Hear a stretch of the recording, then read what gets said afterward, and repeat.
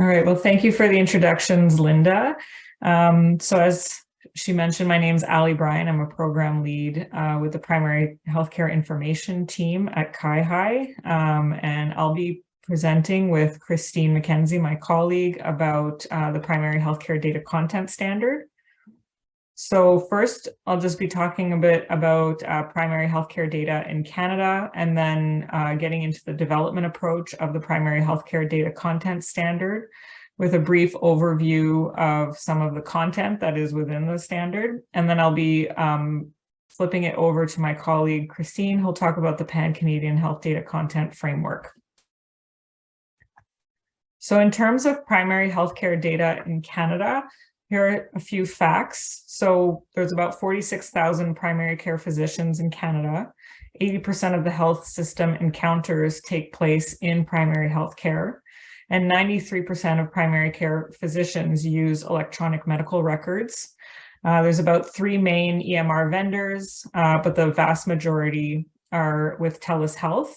But all of this only represents less than 1% of the Canadian population in terms of CIHI's EMR data. So there's quite a bit further we can go in terms of collecting and learning about primary healthcare. The landscape is also quite challenging. So there's primary healthcare, different models throughout Canada. So for example, there's family health teams, there's also solo practitioners, there's community health centers. So some of them represent kind of individual providers, whereas others are using more of a team-based approach. The EMR data vendor system structures lack standardization. So there can be a lot of specificity that each primary care provider adds into their EMR system for their own practice or needs. But that hinders standardization because they're different all across each provider. Emerging data aggregators collect EMR data from vendors for health system use. And there are differences in content across standards and across aggregators and vendors, which make data integration for analysis quite difficult. And to top it all off, there is also some legislative impacts that inhibit data access in terms of primary healthcare. So there's the PIPEDA legislation, which essentially is in place to protect people or consumers from large or from independent companies sharing personal information. So that would be like the Amazons or the Walmarts of the world, ensuring that consumers are protected from their information being shared. But this also extends to primary care physicians or providers who are viewed as being independent business owners. So there is some work underway to make some amendments to the legislation. But at this point, it's not possible for many primary care providers to even share their data with CIHI. And this is different than what happens in hospital, where there is legislation that supports their sharing of data with CIHI. So now I'm going to talk about the development approach for the primary healthcare data content standard. So we currently have a minimum data standard that's collected for CIHI's reporting needs. Unfortunately, there's a few gaps, and this is the rationale for why we need to update the standard, but it doesn't necessarily align with a person's holistic health and well-being needs or the outcomes that they're wanting to gain from the health system and having healthier lives. It also doesn't fully or adequately address the social determinants of health. And it also didn't align that well with other standards that exist out there, such as the patient summary or the international patient summary. So the goal for the new data content standard is that it would reflect a whole system approach that aligns with the data requirements that are needed throughout the system, which Anne Forsyth before me alluded to with the different, what we call the mason jars, or the different needs in terms of the data. This slide. So the goal is really to inform all levels of the system.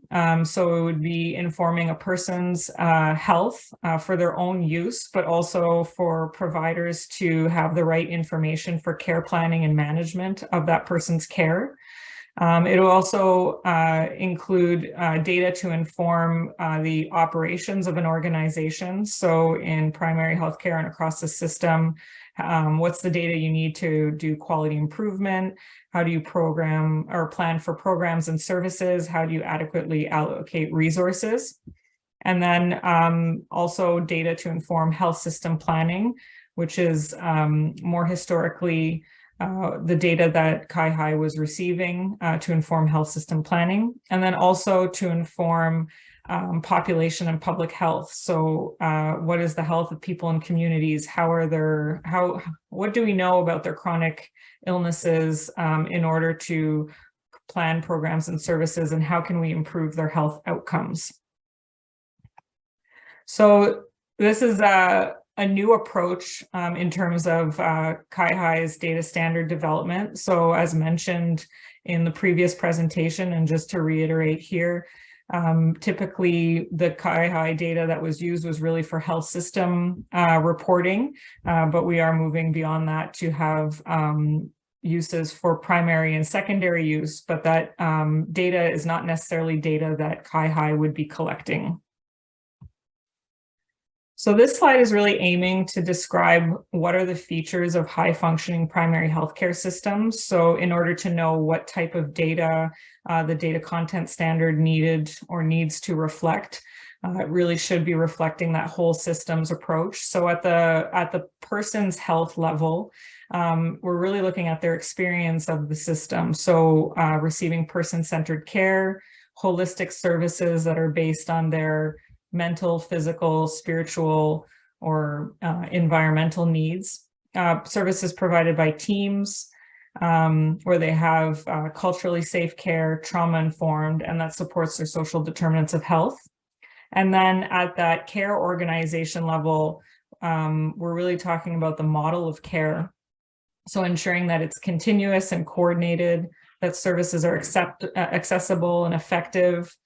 We're looking at provider competencies, ensuring client safety, and again, how the management of the organization is working and the overall organization.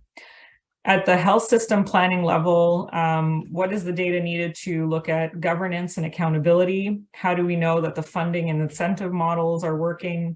For example, what's the distribution of the health human resources, and how do you measure performance, for example? And then finally, at that highest level, in terms of people and communities, we're really looking at overall health promotion, how to look at disease surveillance, for example, in the case of COVID over the last few years, ensuring that health equity and anti-racism are cross-cutting themes throughout the whole system. So some of the guiding questions that we think about in terms of the approach and how to answer these questions at that highest level with people and communities is, how do we know what people and communities need from the health system to improve health outcomes? So really getting at that person-centered approach. At the macro level, how are system partners working together to achieve population health? So how are they partnering? What do their partnership agreements look like? What service gap are they trying to fill? At that organizational level, how does the model of care support people and communities? And then really at that micro level, how do people experience primary health care? And how does it support their health and wellness goals? In terms of the design of the primary healthcare data content standard, some core guiding principles that went into the overall design was really first and foremost ensuring that person-centric approach with a multi-user design, making sure that it's inclusive, that it's iteratively developed. So knowing that we're not going to get it right the first time around, how can we be agile and iterative through the development process? Making sure that we're collaborative by broadly engaging stakeholders and inviting them to participate in the co-design of the standard. Having strong data governance, integrated with cohesive data stewardship for robust data quality, and driven for multiple uses and the reuse of data, and that it is a pan-Canadian and interoperable across systems. So these were the things that we're keeping in mind as we develop the data standard. In terms of some guiding frameworks, so given that we're looking at the whole system approach, we wanted to be guided by some conceptual frameworks that would really help guide that design. So at that highest level, we're using the quintuple aim, which that framework itself has iterated over the last few years and started as the triple aim, but most recently health equity was added to the framework. At the operational level, we are using the evaluation framework from the Alliance for Healthier Communities. They have a model for health and well-being. And then at that individual level, really wanting to make sure that we go beyond the traditional biomedical model for health and wellness. And so we're looking at the First Nations perspective on health and wellness so that it has more of that holistic approach to an individual's health. In terms of the standard, the goal is really to have a plug and play or modular approach based on the objectives of people and communities, as well as meeting the needs of providers and the overall health system.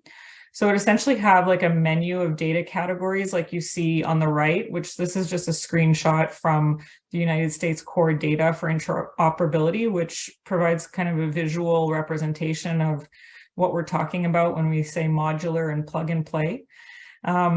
But it would have a menu of data categories with the associated data elements and the value sets that reflect the person's health, the operations of an organization, the overall health system planning, as well as that people and communities perspective.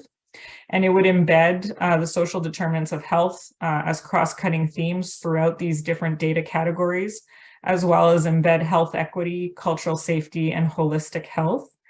And we're going to do this in a phased approach. So essentially this phased approach, this is a visual of what it's going to look like.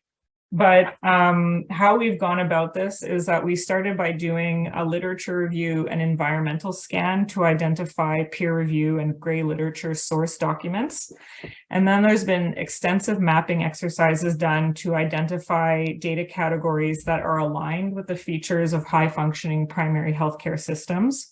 And then we looked at various standards in existence. So for example, the United States core data for interoperability, internal CI-HI data standards that were already in existence, also looking at other CI-HI databases and looking at different screening tools such as that from the Spark tool from the upstream lab to look at social determinants of health more specifically and more in depth.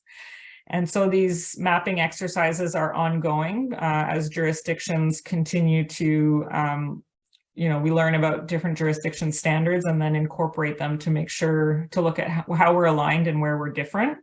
And then, of course, through this whole process and up until this point and going forward, there's broad stakeholder consultations. So going from internal consultations to more broadly across the country, speaking with different people to iterate this whole process. So in terms of, I'm going to provide a little bit of an overview of the actual data content standard. Which essentially there's 6 kind of overarching themes which are just a way of organizing the data categories. But in total, we have 31 data categories. So those are the smaller boxes below each one of these higher level themes, which is quite a bit more in detail than the original minimum data standard that CI-HI was using. And so if we look at one example, such as patient or person information, you'll see that we have the definition of what that means. So administrative information about an individual receiving care or other health related services. And so the source definition for that is the patient summary CA.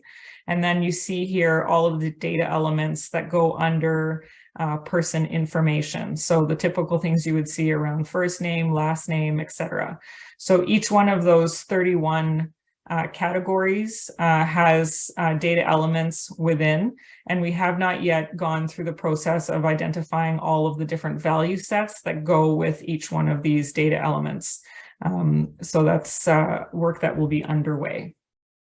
So that essentially is an overview of the data content standard, the approach that we used, and where we're at in terms of identifying the data categories. So I'm going to pass it over to Christine for her to talk about the Pan-Canadian Health Data Content Framework. Hi, so thanks, Alyssa. I'm just going to mention I'm getting over a bit of a cold, so I might sound a little bit raspy tonight and maybe cough, so I'll do my best to get through the presentation. So I think we've had a very good overview of the data content standards that we support at CIHI, how we're evolving the process to develop more patient-centric data content standards starting with primary healthcare, and how this will help enable interoperability to be able to share the information. And little fun fact, when Anne was talking about the use case for interoperability, I'm the colleague whose son was portrayed as a football player who was injured. So I'm going to introduce the Pan-Canadian Health Data Content Framework. Lisa, if you want to move to the next slide. But before I do that, I want us to meet Jolene. So Jolene is a mother, pregnant for a second child, and she's married and has just moved to a new community. And over the next couple of months with her pregnancy, she'll be meeting a number of different providers that will be providing care during her journey to having her second baby. During those consultations, she might be repeating her information about her health history, certain information about her allergies, but she will continue to repeat them over and over and over again. Ideally, this information would be following her across the continuum of care. And so what we're going to do over the next couple of slides is explore how the Pan-Canadian Health Data Content Framework can organize this information that's contained within the content data standards to better support the health of Canadians like Jolene. Right, so Alyssa, next slide. So we do have two interrelated streams of activity happening. We have the Pan-Canadian Health Data Content Standard, starting with primary healthcare that was just introduced by Alyssa. And it is using an iterative process to identify the health data categories and data elements and value sets that will be necessary to support a person-centric care. In parallel to this, we have the Pan-Canadian Health Data Content Models, which will be providing the person-centric architecture necessary to properly structure the data standards and help enable that flow across the health continuum. These two streams are actually going to converge together, and it will be informing a multitude of health system needs from a person-centric perspective across the continuum of care. Next slide. So the Pan-Canadian Health Data Content Framework has 7 deliverables that will form one cohesive product. It will provide that person-centric data architecture and structure to the information. In terms of the deliverables, we have the business context model, which will help define the scope of the framework. So that's basically all those that influence the framework and the consumers of the framework. We have 3 models, which we have here at the highest level, the information model, and then the conceptual model and the logical model. And what these models will do is identify the real-world concepts that are important to a person's health and how they relate. And each of the models will start from the highest level up to the most granular level, being more complex in terms of information that's contained within the concepts and attributes, including the different relationships that start to form across those models. These data models will actually be taking the data content standards and putting that structure to them in order to ensure that this data is structured in such a way that it can be used for multiple uses. The data content standard, as Alyssa has talked about, will include everything from your definitions, the data elements, and the value sets. And to support the framework, we have a business glossary, which is a subset from the data standard, which will provide very robust definitions, but at the same time start to identify the domains of care where certain data concepts and data elements are shared across the different domains. And then we have the metadata, which is just basically data about the data models themselves. And together, these 7 deliverables will lay the foundation to enable interoperability across the Canadian healthcare system. Next slide. So as I mentioned, we have 3 models that will be delivered. And this is just a very high level representation of what information is contained in these models. So at the highest level, which is the information model, it will represent the key real-world concepts important to a person's health and how they relate. And it's actually divided in subject areas to help organize those concepts within different layers, which Alyssa talked about earlier. So the micro, meso, macro, and mega layer. And I'll get more into that information in the next couple of slides. The conceptual, no, not yet. Just, yeah. The conceptual data model will be blown out from the information model. So then we start to expand on all the real-world concepts that are important to a person's health and how they relate. And we start to organize those concepts within those subject areas. And start to define more of those relationships that we see coming across the different layers that are part of each of the subject areas.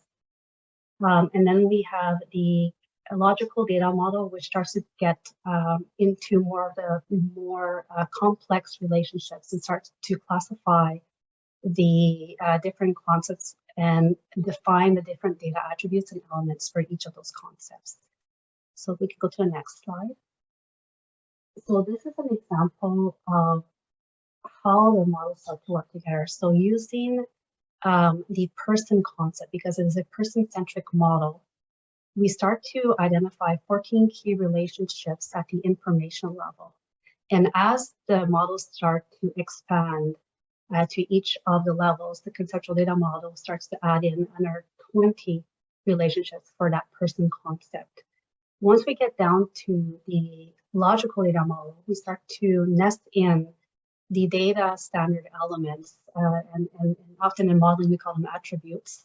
So things for the person, you may start to see data elements such as the name and the date of birth, and we start to provide more robust definitions so that the information is unique and easily understood. Next slide. So now we're going to bring back Jolene. Alyssa talked about the importance of having consistent information flowing across the continuum of care, and she introduced the different layers that exist within the healthcare system that we're using to develop our data standards. Similarly, the information model is going to help structure that information. So starting at the outer layer with the people and communities health data layer, we have the mega layer. And it really helps us understand what is needed for better health outcomes for a population within a community. This is where you'll start to understand all the different products and services, whether they be private or funded, different health human resources available within the communities, different needs assessments to understand your population health. You may start to get into consortium of researchers that have developed an assessment to inform a person's care and provide better health outcomes. Within the jurisdiction health data, so that's your macro layer, we start to understand more about the health programs and care funded by the federal, provincial, and territorial or local jurisdictions and their impact on a person's health. This could include, if you think about health programs that are funded by your provincial health card number, for example, perhaps x-rays are funded if you go to the hospital and you have an injury. But also gets you into understanding all the different resources or health human resources that might be available within a jurisdiction to provide care. Within the care organization data layer, so that's your meso layer, it helps us understand the care available and how resources are managed, but also gets into understanding all the private and publicly funded resources that might be available to a person like Jolene as she's navigating the healthcare system with her new pregnancy in her new community. It gets into what health human resources might be available at a care organization, what wait lists might be part of that care organization. It gets into, for example, her ultrasound might be funded, but she may have back pain, so she has to go through massage therapy where perhaps she's using a personal health insurance plan to receive prenatal massage therapy to help with her back pain. And then we have the person's health data layer, which helps us understand the information that will help inform the needs and achieve their health outcome for Jolene and her baby. And all of these layers need to come together and work together in order to help improve a person's health outcome and care. We can move to the next slide. So this was a way to bring forward the information model. So these layers that we've been talking about have been modeled in the highest level of the model, which is the information model. So if we're looking here on the screen and starting with the blue box, we have the person health data layer, which is the micro layer that we've been talking about. And then when we get down to the red box in the middle, we have the care organization data, which is also known as a meso layer. And then in the green box, we have the jurisdiction health data, which is the macro layer. And then when we get down to the yellow or beige box, whichever color you see on your screen right now, this is the people and communities health data mega layer. And within all of these boxes that you see on screen, we have 25 subject areas at this time. So because it's an iterative process and it's meant to identify all the real world key concepts important to a person's health, and as the information model grows to include other domains, we may see these subject areas expand. So we'll talk about the subject areas a bit more in detail. If we are looking, if I draw your attention to the blue box, I'm not sure how big you see this on your screen, but you'll notice that within the person health data layer, there are 7 boxes there, like a lighter shade box that is framed in. Those are your subject areas. And within each of the subject areas, you'll notice a darker blue box. Those are the real world key concepts that we've been talking about. So if we draw your attention right to the middle, you'll see the person's basic profile with the person concept in the middle that we've been talking about. And off of the person, you'll notice that there are lines that are going across the different blue boxes within the person health data layer, so the micro layer. You also notice that those lines are going across all the different layers within the information model. So you see them going on to the meso, you see them going up from the macro to the meso, you see them going all the way down to the people in community, health data layer, which is the mega layer. Those are the relationships that are coming off of the real world key concepts and how they relate to each other. So you will see some action words attached to those lines and those relationships. And then if we take a deeper dive into the subject areas and starting with that basic profile, we felt that one additional key concept that was important to bring out was a person's language.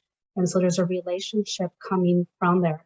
Within the other models, which we'll get into, this is where we start to blow out these concepts in more detail. So you'll see more concepts for one subject area than what we see on the screen. But these were the main key concepts that we wanted to have included within our information model. And this is important because the shift in what we're doing is making this more person-centric, because we believe that for a person like Jolene, it is Jolene as a person who's experiencing the care that she is receiving as she navigates the healthcare system. It is Jolene as a person that is taking medication. It is Jolene as a person that's being treated by her physician, that the care plan is developed for. It is Jolene as a person that is receiving the immunization. So all her experiences and what she experiences and her conditions are part of who she is as a person when she's receiving care.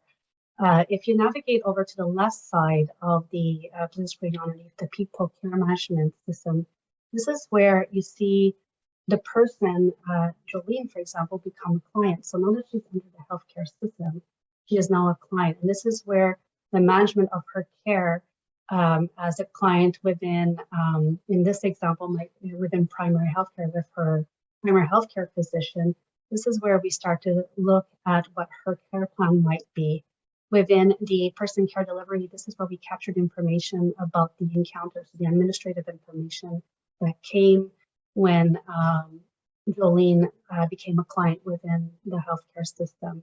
And this is also where you start to understand, and I'm going to take you down to the meso layer right now, what health human resources are available to provide Jolene care. So you get to understand the care provider that's available at the organization.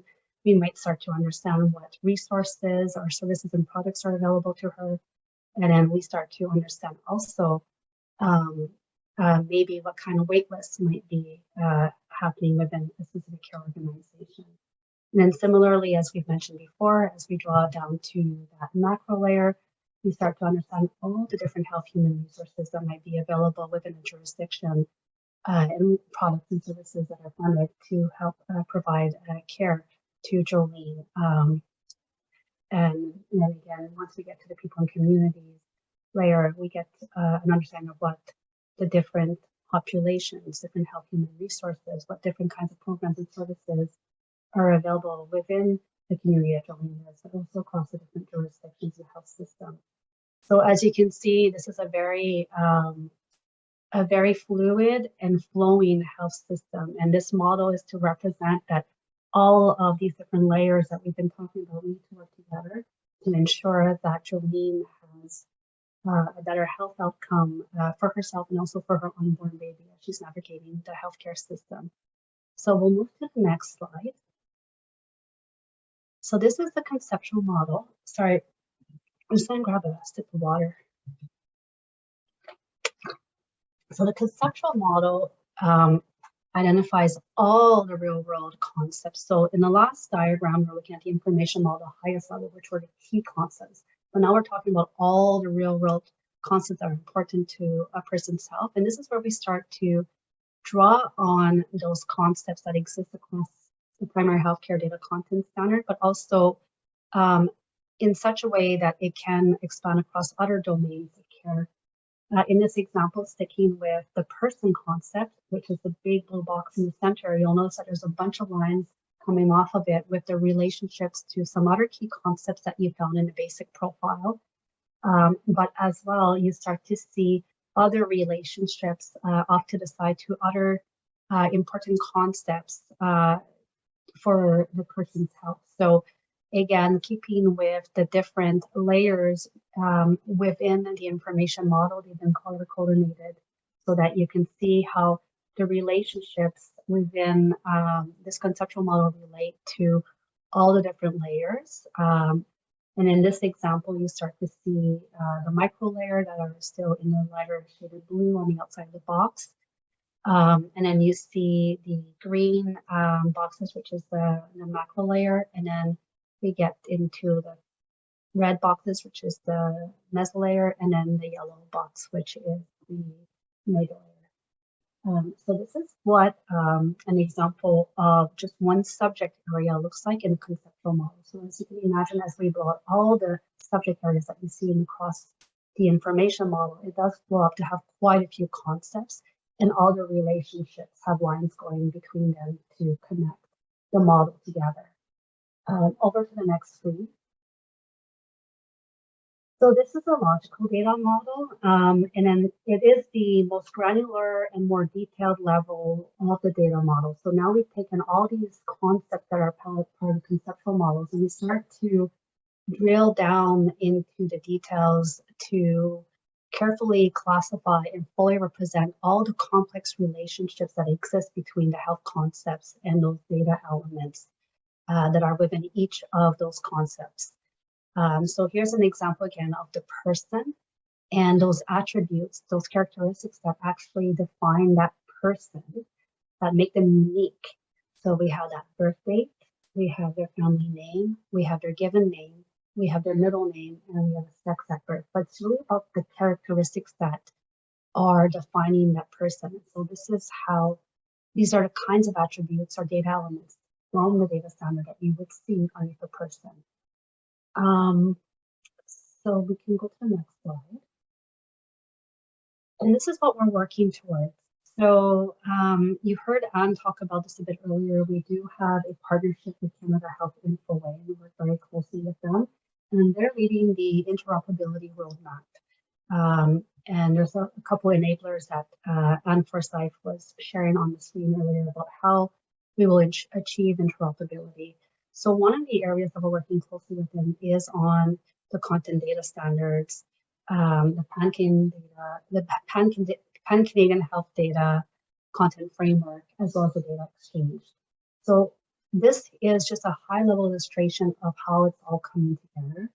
The details of the logical model will be used by Canada Health Infoway to develop the data exchange so that the information can be shared across the continuum. And what they're calling it is the CA Core Plus. So it's going to be use case driven. And it's going to be leveraging the efforts that are happening within each of the jurisdictions. The example here on screen that you're seeing is the HL7 Flyer, so that's Past Health Interoperability Resource Profiles. So basically, it's just an interoperable data exchange standard that can help exchange data in near real time. So this is what the structure and the standard is behind the scenes that Infoway is looking to implement.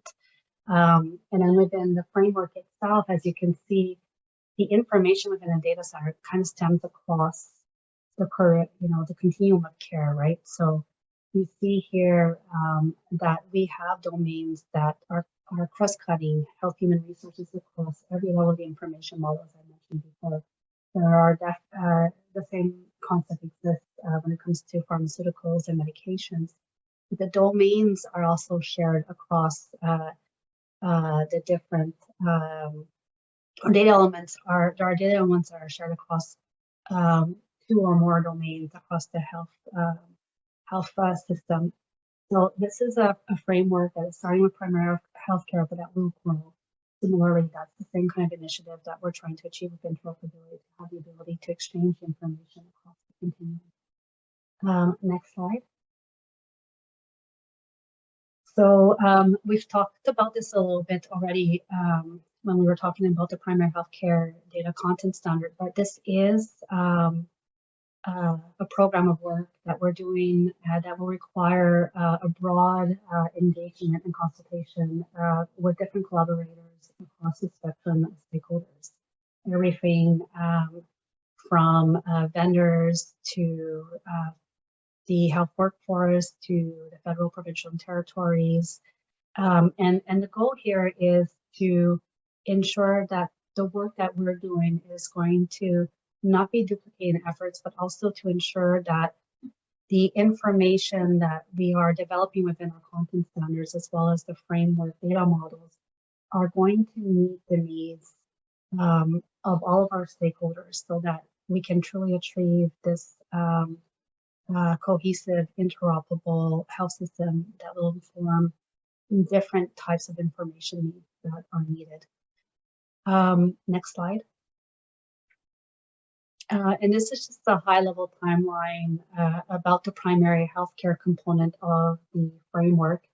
As I mentioned, we have a broad consultation and feedback is going to be key. So there is a stakeholder engagement plan that is underway. We will be going into more in-depth consultations in October, but some of this work is happening now and over the summer months. And the goal is to end with I say near final products, not exactly final products, because this is an iterative process, but in 2025, 2026, so that fiscal year, we're looking to be in a state where the